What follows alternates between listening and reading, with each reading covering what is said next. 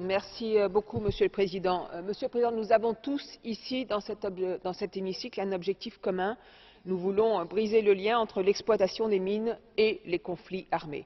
Et nous avons, et j'ai un souhait, c'est que notre Parlement se rassemble le plus largement possible autour d'une législation ambitieuse qui pourra s'appliquer, qui pourra entrer en vigueur et qui pourra changer les choses concrètement dans les zones de conflit.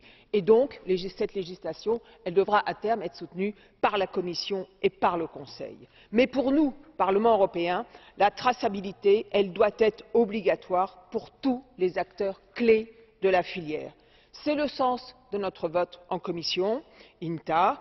Et si nous continuons d'adopter cette approche demain, eh bien désormais tout importateur de minerais, toute fonderie, toute raffinerie européenne devront dès à présent certifier obligatoirement que leurs minerais importés sont propres, qu'ils ne proviennent pas d'une zone de conflit. En même temps, les PME européennes bénéficieront d'une aide financière pour mettre en place une traçabilité sur ces minerais et se voir alors octroyer un label Free Conflict.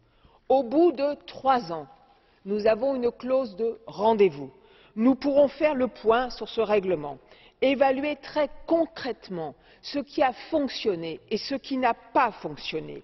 Et la Commission pourra, c'est le sens d'un amendement que je dépose demain, pourra alors accroître les obligations, y compris celle d'informer, et nous pourrons aussi accroître le nombre de minerais qui sont concernés par cette législation.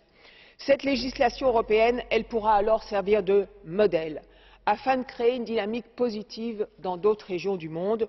Tout le monde l'a dit, mes collègues l'ont dit, on a des enseignements à tirer du Dodd-Frank Act.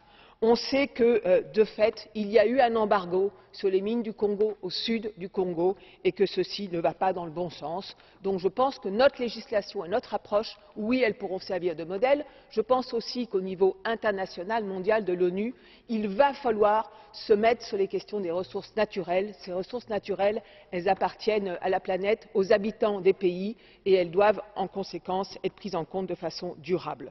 Et donc nous avons, Madame la Commissaire, vous l'aurez compris, une approche ambitieuse, une approche volontariste, mais je souhaite que cette approche se concrétise pour changer réellement les choses sur le terrain. Je vous remercie.